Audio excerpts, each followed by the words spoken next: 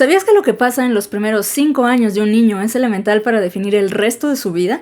Soy Vero Teijeiro y hoy vamos a hablar del desarrollo en la primera infancia, un tema que me apasiona casi tanto como me deprime. Inicio, expliquemos qué es el desarrollo en la primera infancia. Básicamente, el desarrollo humano se ha estudiado mucho por mucho tiempo. La arquitectura básica del cerebro, digamos, las bases con las que funciona, se desarrollan desde antes del parto hasta la adultez, con base en el funcionamiento natural del cerebro y la genética de cada persona. Pero la calidad y eficacia de esa arquitectura pueden verse seriamente dañadas con lo que pasa en los primeros 5 años de vida, y en especial en los primeros 3. Y es que es durante esta etapa que el cerebro está en chinga creando conexiones neuronales, hasta 1 millón de ellas nuevas cada segundo, que son lo que moldea el funcionamiento de nuestro cerebro, y después de esta etapa se reduce de manera considerable el ritmo. Y es aquí donde se construyen las bases de las funciones ejecutivas, que son actividades mentales complejas que el cerebro necesita para planificar, organizar, guiar, revisar, regularizar y evaluar el comportamiento necesario para adaptarse al entorno y alcanzar metas. Si suena muy complejo, simple y sencillamente son las bases para funcionar de manera adecuada, por así decirlo. Si tuviéramos que hacer una analogía, los primeros 5 años son en los que juntas ingredientes y el conocimiento para preparar un platillo. Y a partir de ahí preparas el platillo, pero tu resultado va a estar limitado por los ingredientes que tienes, la cantidad de ellos y la calidad de ellos, y que también aprendiste a prepararlo. Vas a preparar un platillo, sí o sí, pero el resultado sí o sí va a estar determinado por lo que pasó previamente.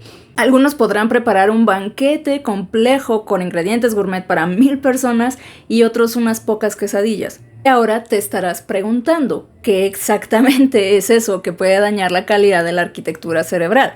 Bueno, pues lamentablemente un chingo de cosas. Por poner algunos ejemplos, la calidad y cantidad de alimentación, las relaciones con otros seres humanos y qué tanto soporte le dan al infante, la cantidad de estímulos a los que se había expuesto el bebé, y uno de los más importantes y dañinos, el estrés.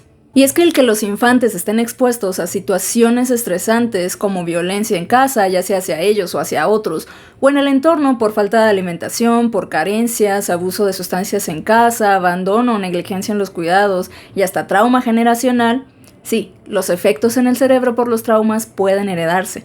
Literalmente daña la forma en cómo el cerebro se desarrolla, porque el estrés no es un sentimiento feo, es una respuesta evolutiva ante amenazas que provoca una reacción en nuestro cuerpo. Aumenta nuestro ritmo cardíaco, nuestra presión y la producción de ciertas hormonas como el cortisol. Y si bien el estrés por sí solo no es malo, lo dicho, es útil, el estrés duradero y recurrente sí va de cierta forma desgastando ese comportamiento útil y normal, cambiando la forma en cómo nuestro cerebro funciona ante él y los cambios químicos que produce en nuestro cuerpo. Llega a tal grado que no solo nos afecta en temas de desarrollo de funciones ejecutivas, sino que hace a esos infantes más proclives a las enfermedades cardíacas, obesidad o diabetes cuando crezcan, o a problemas mentales. Ahora que ya hablamos del desarrollo temprano y su importancia, que repito, son las bases sobre las que vas a construir el resto de tu vida y que van a limitar y condicionar el resto de tu vida, hablemos de qué pasa en México. Aunque lo que pasa en esos primeros años es irreversible, o sea, no hay forma alguna de corregir eso más adelante en la vida, mejorarlo sí, pero corregirlo no. La realidad es que en cuestión de política pública, la primera infancia es irrelevante, desde siempre. La pobreza impide que las familias puedan alimentarse de la mejor forma durante y después del embarazo. La violencia impera en un país en el que el 60% de los niños son corregidos con violencia física y psicológica, y donde los entornos de violencia intrafamiliar y discriminación son constantes. Los niños no pueden ser amamantados o convivir con sus padres porque tienen que trabajar por largas horas y muchas mujeres no pueden acceder a permisos y lugares adecuados de lactancia en el trabajo. El aborto todavía es mal visto a pesar de las consecuencias negativas permanentes que trae para un infante nacer en un entorno donde no se le dan los cuidados pre- y postnatales necesarios y donde puede pasar carencias materiales y afectivas. Si quieren que nos metamos en datos concretos, aquí van. De acuerdo a la organización Pacto de la Primera Infancia y sus investigaciones con datos del Coneval y el INEGI, de los 12.226.266 niños de hasta 6 años, el 50% vive en situación de pobreza, el 61% no tiene acceso a seguridad social, el 33% tiene anemia y el 14% desnutrición crónica. 5.500.000 niños menores de 3 años no tienen acceso a servicios de educación inicial que ayudan a construir esas redes neuronales. O sea, si contemplamos un estándar de población similar para cada edad, básicamente el 92% de ellos. Sí, dije 92%. O sea, casi nadie. 1.800.000 de los mayores de 3 años no tienen acceso a educación preescolar, siguiendo la regla anterior, el 30%. Entonces, a pesar de que las experiencias en la infancia temprana determinan nuestras capacidades de aprendizaje, comportamientos y salud física y mental a lo largo de nuestras vidas, en México simple y sencillamente nos vale madre. Y con esto estamos condenando un porcentaje elevadísimo de nuestra población infantil a limitantes en su desarrollo. Es tan relevante este tema que la inversión en programas prenatales y de los 0 a los 3 años tiene un retorno de inversión mayor que los programas escolares y de entrenamiento laboral. Pero México invierte apenas el 0.08 del PIB en desarrollo de la primera infancia, de lo cual la inmensa mayoría, el 82%, se va a guarderías del IMSS y del ISSSTE, a las que no tiene acceso más del 60% de los niños, y la distribución de dicho gasto tiene en últimos lugares a los estados donde más infantes en pobreza hay, como Chiapas, Tabasco o Oaxaca.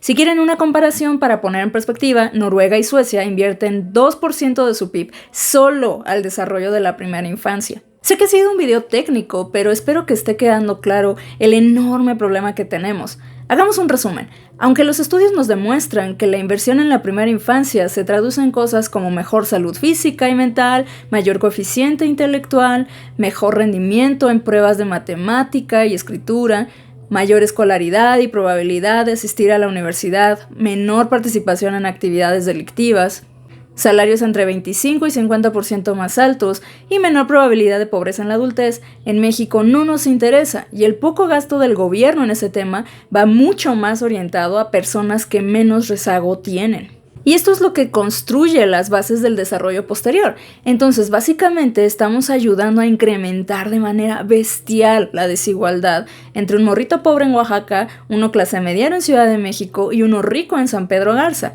Si no ponemos atención en esto, no hay nada, de verdad, absolutamente nada que podamos hacer en la secundaria o en la universidad para nivelarlos o siquiera acercarlos. Ese niño no ha entrado ni a la primaria y ya está en seria desventaja. Ahora, en cuanto a las fuentes, les recomiendo consultar el Center of the Developing Child de Harvard y el Pacto por la Primera Infancia en México. Ambos son buenos como introducción y tienen mucha información. Y para que no digan que solo hago videos deprimentes, la próxima semana hago uno de acciones que se pueden tomar desde la trinchera personal y a nivel gubernamental. No olviden seguirme, darle like y compartirlo, y decirme en los comentarios qué opinan.